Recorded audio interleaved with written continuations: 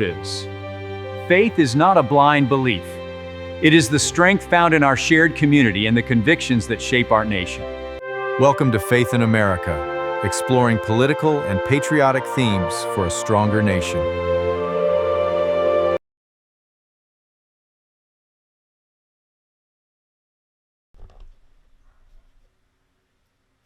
From ruin to restoration, financial recovery after the 2008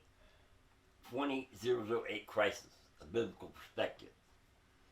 Faith, stewardship, redemption. Welcome back to the podcast. Here we examine today's toughest issues through the lens of Scripture. Today we're asking a powerful question. How many people truly recovered financially after the 2008 financial crisis? And what does the Bible say about restoration after loss? The 2008 financial crisis, often called the Great Recession, was one of the most devastating economic events since the Great Depression. Millions of Americans lost homes, jobs, retirement savings, and financial security. Almost overnight. Roughly 8 to 10 million homes were lost to foreclosure. The stock market dropped over 50% at its lowest point. Unemployment peaked at 10% nationally. Household wealth in the United States dropped by trillions of dollars.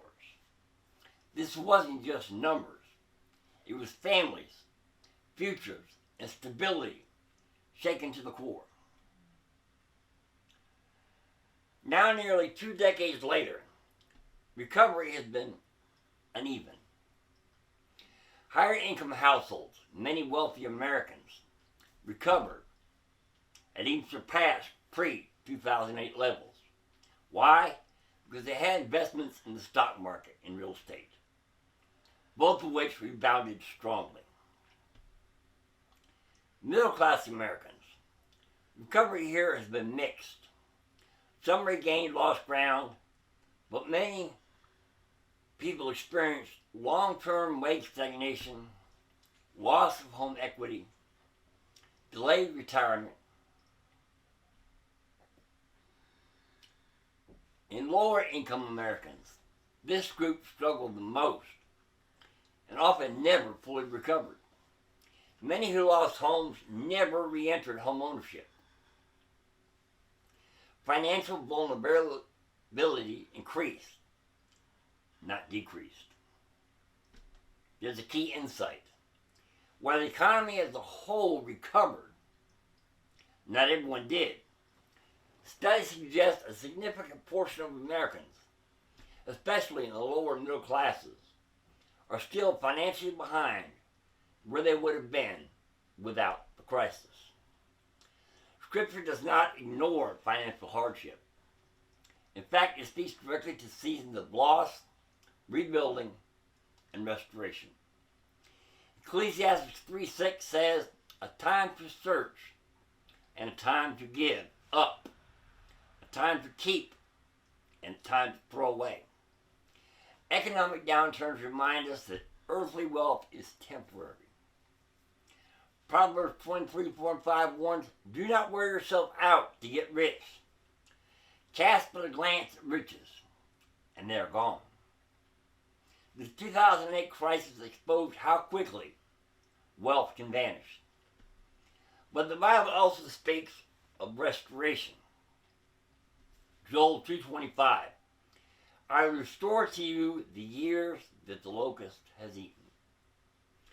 This doesn't always mean full financial recovery in worldly terms, but it does point to God's ability to redeem loss, whether materially, spiritually, or relationally. At the same time, Scripture emphasizes wise stewardship. Proverbs 21:5, the plans of the diligent lead surely to abundance. Luke 16:10, whoever is faithful to little will also be faithful in much. Recovery is not just about what happens to us, but how we respond afterward.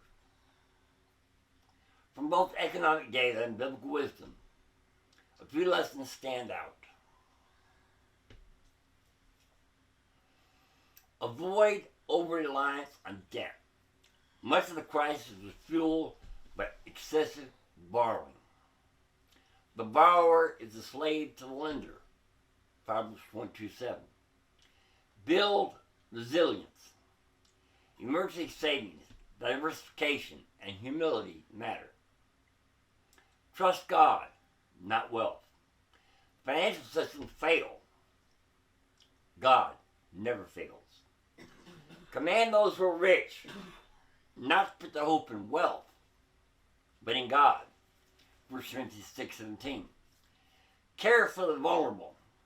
Many never recovered, not because of laziness, but circumstance. Scripture calls us to respond with compassion. The truth is, while millions regained financial footing after 2008, millions more did not.